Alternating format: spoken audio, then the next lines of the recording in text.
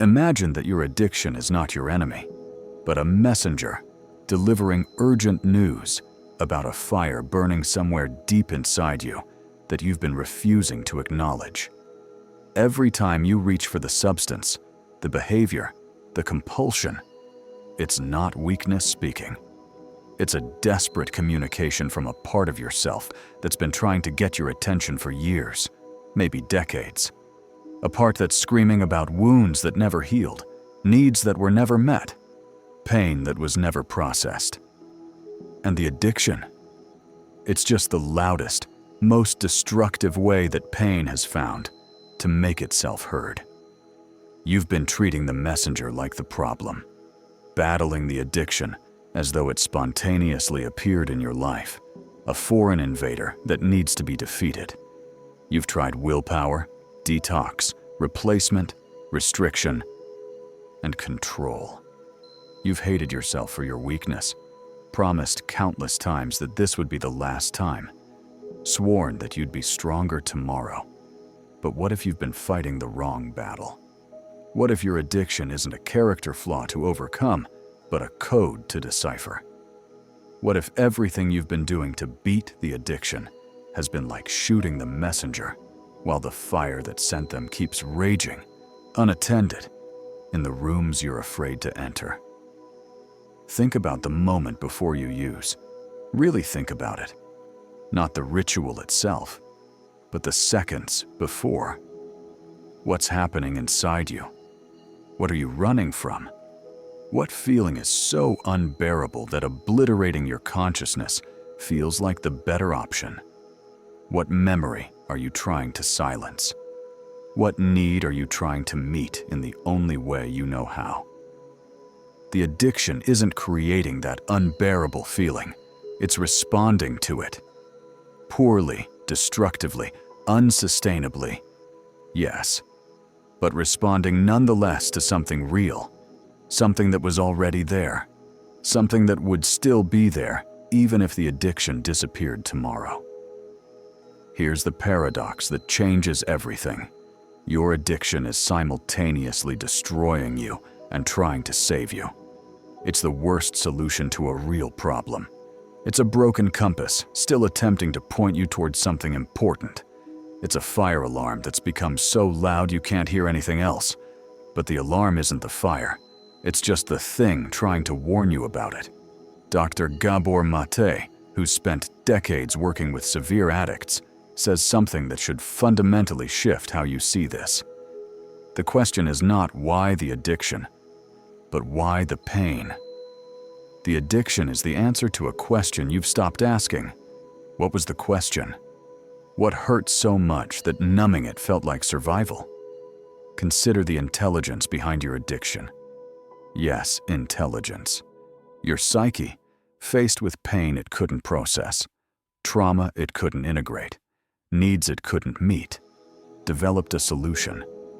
Not a good solution, not a healthy solution, but a solution that worked in the moment when you had no other options. Your addiction is what you created to survive something that felt unsurvivable. A child who's neglected learns to self-soothe through food because actual comfort isn't available. An adolescent drowning in anxiety discovers that alcohol quiets the noise when nothing else can. An adult carrying unprocessed trauma finds that substances provide the only moments when the past stops haunting them. These aren't moral failures, they're adaptations. Destructive adaptations that outlived their usefulness, but adaptations nonetheless. And here's what makes this truly devastating. You've been shaming yourself for the adaptation, while ignoring what made it necessary. You've been so focused on eliminating the behavior that you've never stopped to ask what the behavior was trying to tell you. You've been silencing the messenger instead of reading the message. What if every craving is a question your body is asking? What if every relapse is a signal that the underlying pain hasn't been addressed? What if the strength of your addiction is directly proportional to the depth of the wound it's trying to cover? Think about how persistent your addiction is, how it returns no matter how many times you defeat it, how it finds you in your moments of weakness. How does it know exactly when you're vulnerable? Doesn't that persistence suggest something important? Doesn't that tenacity indicate that something urgent is trying to get through to you? Your addiction is not random. It's not meaningless. It's not just neurons misfiring or bad choices compounding. It's a language, crude, destructive, increasingly desperate, through which your deepest pain is trying to communicate what your conscious mind has been unwilling to acknowledge. So here's the question you've been avoiding. What is your addiction trying to tell you? What pain has it been tasked with managing? What need has it been attempting to meet? What wound has it been covering? And what would happen if, instead of fighting the addiction, you finally listen to what it's been trying to say? Because until you hear the message, you'll keep shooting the messenger, and the message will keep finding new messengers, new substances, new behaviors, new compulsions, because the fire is still burning, and something inside you knows it needs to be addressed. The question isn't whether you're strong enough to quit.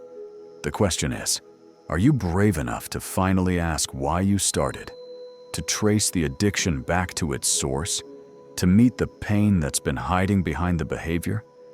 And here's the terrifying possibility. What if the pain your addiction has been protecting you from is actually the very pain you need to face to finally be free? What if the message, if you could bring yourself to read it, contains the map to your own healing? Your addiction has been talking. The question is, are you finally ready to listen? To understand why addiction functions as pain's messenger, you need to go back to the moment when pain first became something you couldn't process directly. Maybe you were 5 years old and something terrible happened. Abuse, abandonment, violence, and you had nowhere to put the enormity of that experience. Your developing brain couldn't integrate it. Your nervous system couldn't regulate the overwhelm. Your caregivers, who should have helped you metabolize the trauma, were unavailable, or worse, were the source of it. So that pain didn't get processed, it got stored. Locked in your body, frozen in your nervous system, buried in the unconscious parts of your psyche, where it's been festering ever since, growing, metastasizing, demanding attention in increasingly desperate ways. The psychiatrist Bessel van der Kolk spent decades researching trauma and discovered something crucial. The body keeps the score. Trauma that isn't processed doesn't disappear. It lives in your muscles, your organs, your nervous system. It creates a constant state of dysregulation, a persistent sense that something is wrong, a background hum of distress that never quite goes away. And your conscious mind, trying to make sense of this chronic dysregulation, searches for explanations. But it can't access the original trauma that's locked away, protected by dissociation, repression. The psyche's desperate attempt to shield you from something it deemed too dangerous to remember. So you feel anxious without knowing why, depressed without a clear cause, restless, empty, perpetually uncomfortable in your own skin. And then you discover something, a substance, a behavior, a compulsion that makes it stop, that quiets the noise, numbs the pain, fills the emptiness, makes you feel, for a few precious moments, okay. This isn't recreational use. This is self-medication. You've discovered a treatment for a condition you didn't know you had. And the relief is so profound, so desperately needed, that your brain catalogs it as essential for survival. The neuroscientist Mark Lewis, who was himself a recovering addict, explains that addiction isn't a disease in the traditional sense. It's learning. It's your brain doing exactly what it's designed to do, recognizing a pattern that provides relief and reinforcing it with every repetition. The pathways that lead to the addictive behavior become superhighways. while alternative pathways atrophy from disuse. But here's what's crucial. Your brain is learning the wrong lesson. It's learning that the substance or behavior is the solution, when actually it's only addressing the symptom. The real problem, the unprocessed trauma, the unmet needs, the chronic nervous system dysregulation, remains untouched. Dr. Gabor Maté argues that all addiction is an attempt to solve the problem of emotional pain. But he goes further. Addiction develops not from the substance itself, but from the interaction between a vulnerable person and the substance. And what creates that vulnerability? Almost universally, it's childhood trauma, neglect, or adverse experiences that disrupted healthy development. You didn't become addicted because the substance is powerful, though it is. You became addicted because you needed something powerful enough to override the pain you were carrying. The addiction matched the magnitude of the wound. The psychologist Bruce Alexander demonstrated this with his famous rat park experiments. Rats in cages, isolated and stressed, would compulsively consume morphine-laced water. But rats in enriched environments, with social connection, space, and stimulation, they barely touched it. The addiction wasn't about the drug, it was about the cage. Your addiction is telling you about your cage, about the isolation, the disconnection, the emotional impoverishment that feels necessary. It's pointing toward the conditions that made numbing feel like the only option. Johann Hari, in his research on addiction, arrived at a radical conclusion. The opposite of addiction is not sobriety. It's connection. Addiction flourishes in disconnection, from yourself, from others, from meaning, from life itself. And that disconnection? It started early, when the connections you needed for healthy development weren't available. Attachment theory explains this perfectly. John Bowlby discovered that infants need secure attachment to develop healthy emotional regulation. When that attachment is disrupted, through neglect, inconsistency, abuse, or even well-meaning but emotionally unavailable parents, children don't develop the internal capacity to soothe themselves, to regulate their emotions, to tolerate distress. These children become adults who lack the fundamental skill of self-regulation. They feel emotions more intensely, recover from distress more slowly, and have fewer internal resources for managing psychological pain.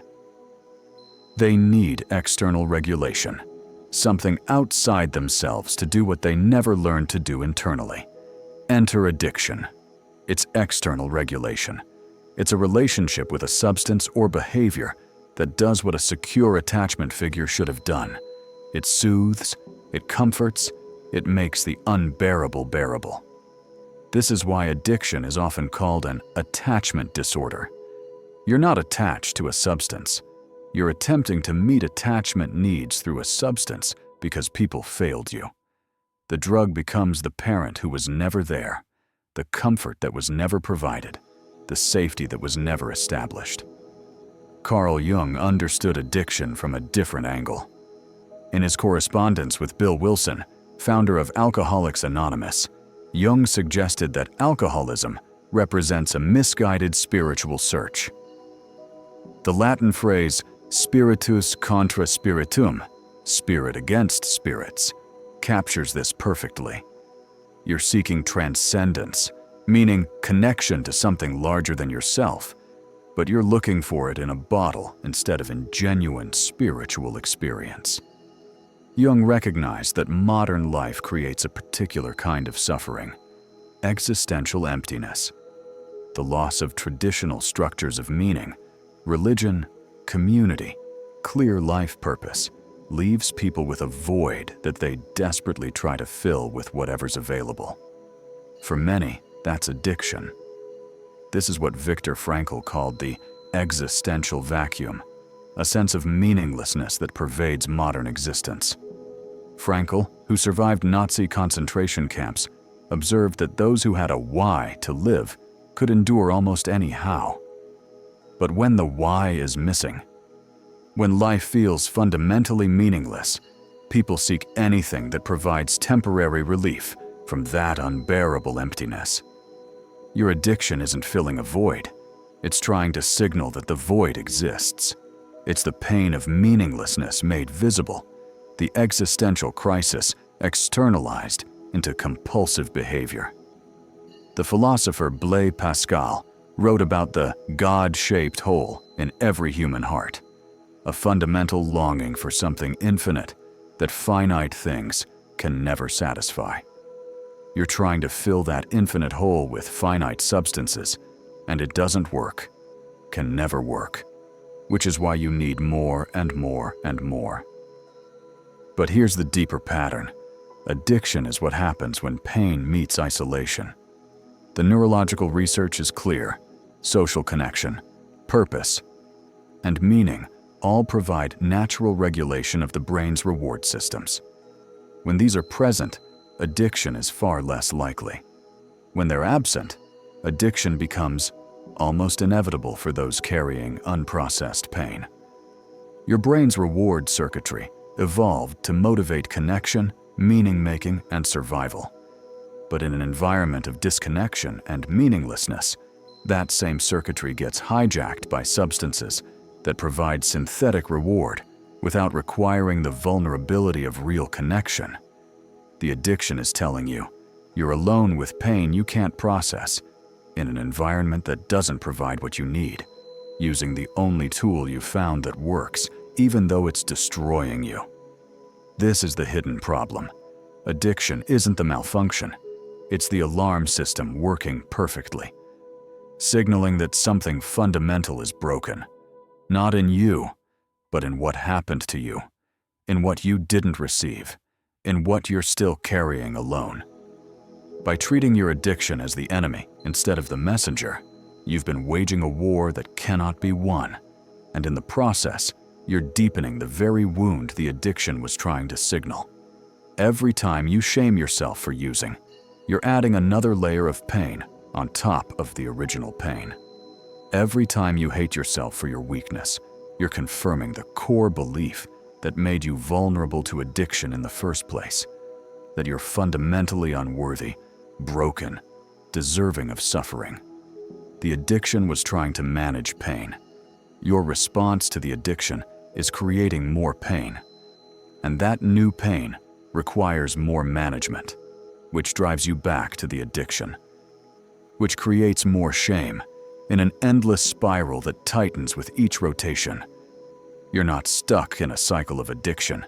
You're stuck in a cycle of misunderstanding the addiction, which makes the addiction worse, which confirms the misunderstanding, which intensifies the shame, which deepens the original wound. Meanwhile, the message the addiction was trying to deliver remains unread. The fire that was warning you about continues to burn, and every year you spent fighting the messenger is another year. The actual problem goes unaddressed. Your relationships have been organized around the addiction in ways that prevent healing. The people in your life see the behavior, the using, the lying, the chaos, and they respond to that surface manifestation without seeing the subterranean pain driving it. They're angry at your choices, disappointed by your relapses, and exhausted by the drama. And you can't blame them. They don't know about the unprocessed trauma. They don't see the nervous system dysregulation. They don't understand that your addiction is a crude attempt at self-regulation by a system that never learned proper regulation. So they demand that you stop the behavior without helping you address what made the behavior necessary. They give you ultimatums, set boundaries, withdraw support, all reasonable responses to the destruction addiction causes. But all of them increase your isolation, which increases your dysregulation, which intensifies your need for the very addiction they're demanding you abandon. You're caught in an impossible bind. The people you need for connection and regulation are withholding those things until you can regulate yourself. But you can't regulate yourself without connection. The addiction was bridging that gap, and now even that bridge is being condemned. Your nervous system is deteriorating in ways you won't recognize until the damage is severe. The chronic stress of living in constant shame, the biochemical chaos of addiction and withdrawal cycles, the persistent state of dysregulation, all of it is wreaking havoc on your biology. Your HPA axis, the stress response system, is stuck in overdrive. Your cortisol levels are chronically elevated, or, in later stages, depleted entirely. Your neurotransmitter systems are so disrupted that normal rewards no longer register. Food doesn't taste good. Music doesn't move you. Sunlight doesn't warm you. Your brain has been so flooded with synthetic reward that natural rewards feel like nothing. This is called anhedonia, the inability to feel pleasure, and it's one of the cruelest consequences of addiction. The very system that was supposed to motivate you toward life-enhancing behaviors has been hijacked so completely that life itself loses its appeal. The addiction becomes the only thing that registers, which makes it feel even more necessary, which drives you deeper into the thing that's destroying your capacity for joy. Your identity has calcified around being an addict. Not someone struggling with addiction, but fundamentally, essentially, an addict. This isn't semantic. It's the difference between a behavior you're engaged in and a nature you're expressing. One can change. The other feels fixed, permanent, and definitional. When addiction becomes your identity, recovery becomes an existential threat. Who are you without the addiction? What defines you? What gives your life narrative coherence? The addiction has become your story, your struggle, your primary relationship, your central organizing principle. Losing it would mean losing yourself. So part of you sabotages every recovery attempt, not because you want to suffer, but because you're trying to preserve the only version of yourself you know. You're choosing the familiar pain of addiction over the disorienting terror of becoming someone new. Your capacity to process pain directly has atrophied completely. Every difficult emotion, every uncomfortable situation, every moment of distress, your first response is to reach for the substance or behavior. You've trained your nervous system to bypass natural processing and go straight to artificial regulation. This means you never develop resilience. You never learn that emotions peak and pass. You never discover your own capacity to metabolize difficulty.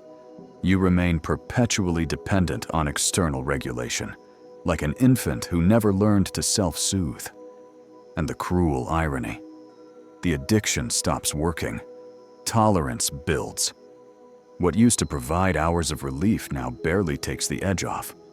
What used to require a small dose now requires amounts that would have killed you years ago. You're using more and more to feel less and less, chasing a relief that's becoming increasingly elusive. But you can't stop, because stopping would mean confronting everything the addiction has been managing.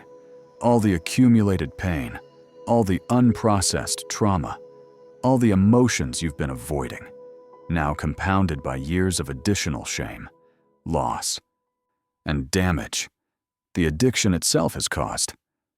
You're trapped in what addiction specialists call the narrowing, your life gradually contracting until the addiction is the only thing left. Relationships fall away, interests disappear, responsibilities get neglected. Your world shrinks to the size of your next fix, your next use, your next moment of temporary relief from a pain that's grown exponentially while you were numbing it. Society's response to addiction is making everything worse. The stigma, the criminalization, the moral framework that treats addiction as a character flaw rather than a response to pain. All of it drives addicts further into isolation and shame, which are the exact conditions that fuel addiction. You're told you're weak when you're actually demonstrating incredible strength just by surviving. You're told you're selfish when you're actually suffering from a nervous system that can't regulate without external help. You're told to just stop when stopping would mean facing pain that your entire system has organized itself around avoiding. The treatment industry often mirrors this misunderstanding. Programs that focus solely on abstinence without addressing underlying trauma. Approaches that treat the addiction as the problem without investigating what problem the addiction was solving. Methods that demand you give up your coping mechanism before teaching you new ones. And when these approaches fail, as they often do, you're blamed for not wanting it badly enough, for not working the program, for not being ready. Nobody asks whether the program was addressing the actual problem. Nobody wonders whether treating the messenger instead of reading the message might be fundamentally flawed. Your children, if you have them, are learning lessons that will echo through generations. They're learning that pain should be hidden, that asking for help is weakness, that some people are just broken. They're watching you destroy yourself while trying to manage something invisible to them, and they're developing their own strategies for dealing with pain, strategies that may well include their own future addictions. You're passing on not just trauma, but the inability to process trauma. Not just pain, but the belief that pain must be numbed rather than felt. The cycle perpetuates because the underlying understanding that addiction is pain's messenger never gets transmitted. Here's the most devastating consequence. Every day you spend fighting the addiction instead of addressing the pain is a day the wound gets deeper.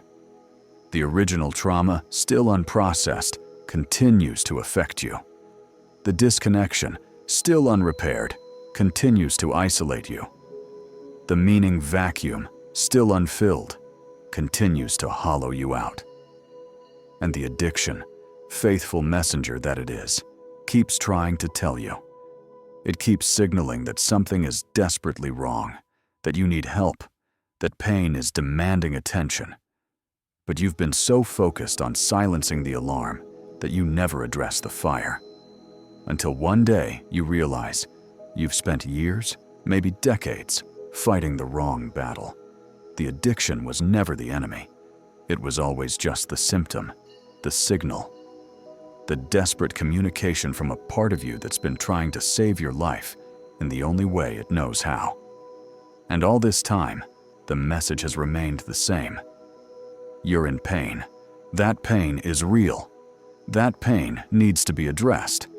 And no amount of shame, willpower, or determination will make the addiction go away until the pain that created it gets the attention it's been desperately seeking.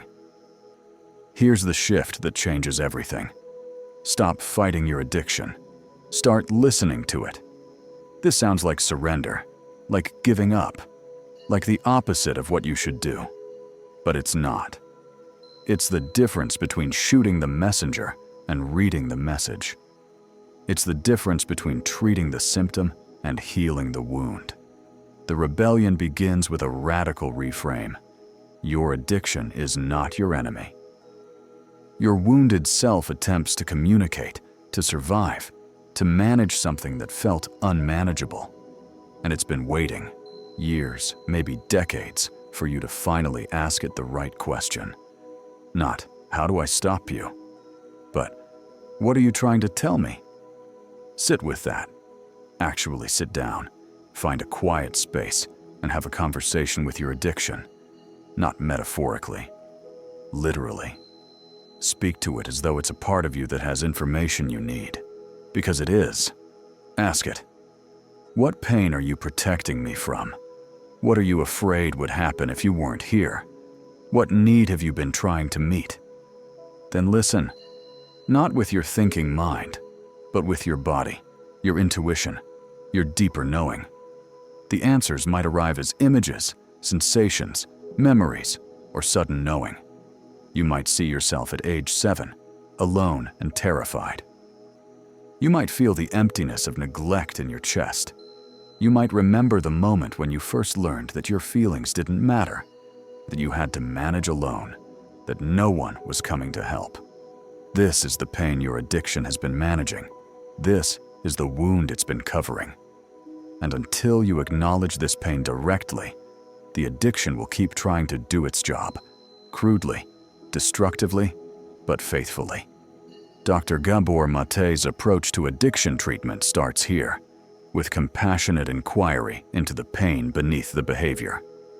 He asks addicts not, "Why are you using?" but "What happened to you?" This simple shift in question changes everything, because it moves from judgment to curiosity, from shame to understanding. When you start investigating what happened to you, the trauma, the neglect, the emotional abandonment, the experiences your system couldn't process, you're finally reading the message. And the message usually says something like, "I'm carrying pain that was too big for a child to hold. I never learned how to regulate my emotions. I don't know how to soothe myself. I'm terrified of connection because connection has always meant hurt. I feel fundamentally unworthy of love. I'm trying to fill a void that feels bottomless." These aren't character flaws. They're wounds, and wounds don't heal through shame. They heal through acknowledgement, care, and proper treatment. Here's the next step. You need to learn what you never learned. If you didn't develop healthy self-regulation as a child, you need to develop it now. Not through willpower, that's trying to skip steps, but through the actual developmental process you missed. This means finding what psychologists call corrective emotional experiences, relationships and contexts where you can finally receive what you needed as a child. This might be therapy with someone who provides the attuned presence and regulation you never got from caregivers. It might be a support group where you experience being witnessed without judgment. It might be practices like somatic therapy that help your nervous system learn new patterns of regulation. The neuroscientist Stephen Porges developed polyvagal theory, which explains that your nervous system can only truly regulate in the context of a safe connection with others. You can't think your way to regulation. You can't willpower your way there. You need co-regulation, the experience of your nervous system calming in the presence of another regulated nervous system. This is why community is essential in recovery, not just for accountability, but for actual physiological regulation. Your nervous system learns safety through repeated experiences of safe connection. Each time you're in the presence of someone who can remain calm while you're dysregulated, your system learns a little more about how to find that calm internally. But here's what's crucial. You can't shame yourself into this process. Self-compassion isn't a nice-to-have. It's a requirement for healing. Kristin Neff's research on self-compassion shows that treating yourself with the same kindness you'd offer a suffering friend actually increases motivation and resilience, while self-criticism decreases both. Every time you catch yourself in shame about your addiction, practice this. I'm struggling. This is a moment of suffering. Suffering is part of being human. May I be kind to myself in this moment. It sounds simple, but it's revolutionary for a nervous system that's been marinating in shame for years. Start practicing what trauma therapists call resourcing, building internal and external resources that can help you regulate without the addiction. This means identifying what genuinely soothes you, not what you think should soothe you, but what actually helps your nervous system downregulate. For some, it's movement. For others, it's music, nature, animals, creative expression, or specific people who feel safe. Creating a regulation toolkit of practices you can use when dysregulation hits. This might include breathing exercises, cold water on your face, progressive muscle relaxation, calling a specific person, going to a specific place, or engaging in a specific activity that helps you feel grounded. Building what Bessel van der Kolk calls islands of safety, moments in your day when you feel relatively stable and present. Start noticing these moments. They might be brief, a moment petting your dog, the first sip of morning coffee, the feeling of sun on your skin. Notice them, savor them, let them register. Your brain needs evidence that safety and pleasure exist outside of the addiction. Here's the paradigm shift. You're not trying to eliminate the addiction through force. You're trying to make it obsolete by addressing what it was managing. As you develop better tools for regulation, as you process the underlying trauma, as you build genuine connections, the addiction naturally loses its function. This is what's called trauma-informed addiction treatment, approaches that recognize addiction as an adaptation to pain and focus on healing the pain rather than just stopping the behavior. Programs like EMDR, eye movement desensitization and reprocessing, somatic experiencing, and internal family systems therapy work directly with the trauma and nervous system dysregulation that fuel addiction. But you also need to address the meaning vacuum. Viktor Frankl's logotherapy, meaning-centered therapy, helps people discover purpose beyond their pain. What would give your life meaning if you weren't spending all your energy managing addiction? What would you create, contribute, or become? Start small.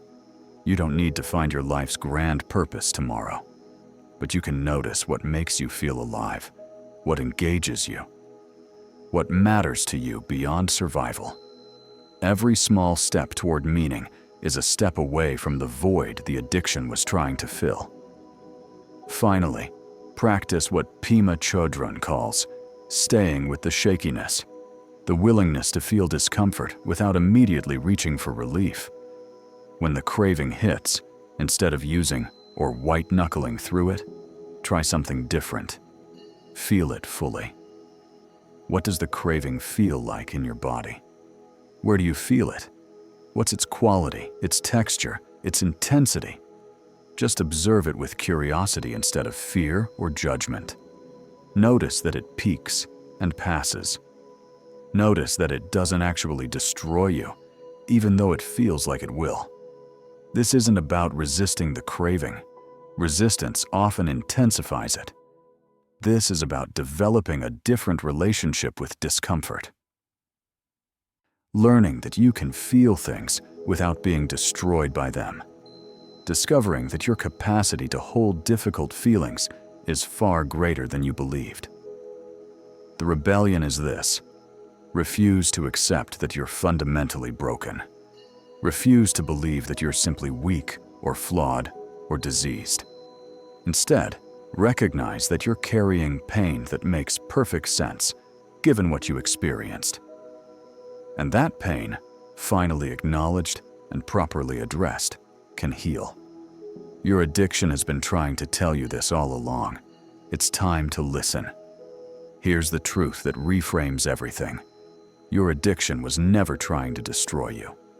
It was trying to keep you alive until you were strong enough to face what was destroying you. Read that again. Let it land. Because this is the ultimate inversion of everything you've believed about your struggle. The addiction wasn't the problem that appeared. It was the solution that emerged. And it worked. Not well, not sustainably, not without devastating cost, but it worked. It got you through moments that might have killed you. It numbed the pain that might have been unbearable. It filled voids that might have collapsed you entirely. It kept you functional, kept you moving, kept you breathing when everything inside was screaming to stop. Your addiction saved your life. And then, because it was a terrible tool using limited materials, it started to cost your life. But its original purpose, the reason it emerged in the first place, was never destruction. It was survival. This is what Rumi meant when he wrote, "The wound is the place where the light enters you." Your addiction has been pointing to the wound all along, not to shame you with it, not to define you by it, but to show you where healing is needed, where light is trying to enter, where transformation is waiting to happen. The message your addiction has been carrying was never, "You're broken." It was always, "You were broken too." And that breaking matters. And it needs to be witnessed, acknowledged, and healed. Every time you used it, you were trying to deliver that message. Every relapse was your wounded self crying out for attention. Every moment of craving was your pain saying, "Please, stop running. Turn around. Look at me. I'm still here. I still need you." And you've been running, not because you're a coward, but because you're terrified. Terrified that if you turn around and face the pain directly, it will consume you, that it will be too much, that you won't survive it. But here's the realization that changes everything. You're already surviving it. You've been surviving it your whole life. The pain you're afraid of facing, you've been carrying it every single day.